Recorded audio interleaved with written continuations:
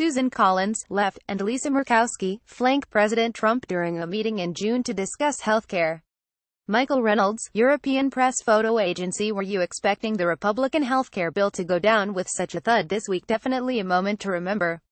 Unless, of course, you accept Donald Trump's interesting theory that it all worked out exactly the way he wanted. I said from the beginning, let Obamacare implode and then do it, the president told a group of law enforcement officers on Friday.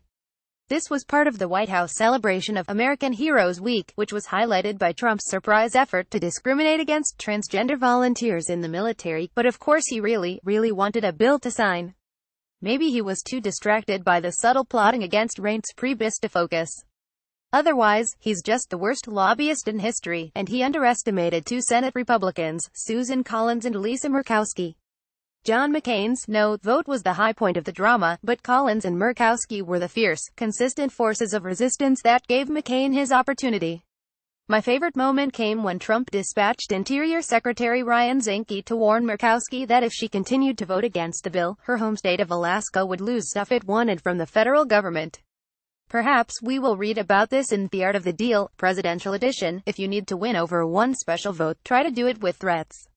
This is particularly effective if your target has more power than you do. The administration, which so far has barely managed to exercise enough clout to get a building renamed, was trying to strong-arm an influential committee chairwoman whose Senate term does not end until 2023, a date that, many of her colleagues believe fervently, is a lot longer than they are likely to be dealing with Donald Trump. Murkowski and Collins continued voting no because they believed that Trumpcare would be bad for the people in their states.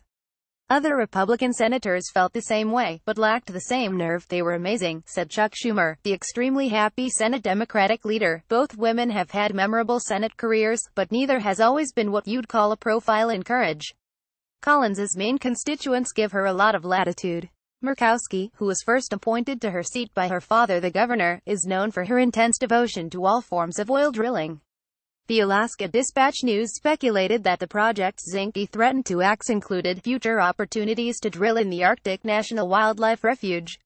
If so, cynical minds noted, he was basically warning Murkowski that if she didn't behave, he might attempt to protect the environment. But Collins and Murkowski care a lot about women's issues. Their joint stand was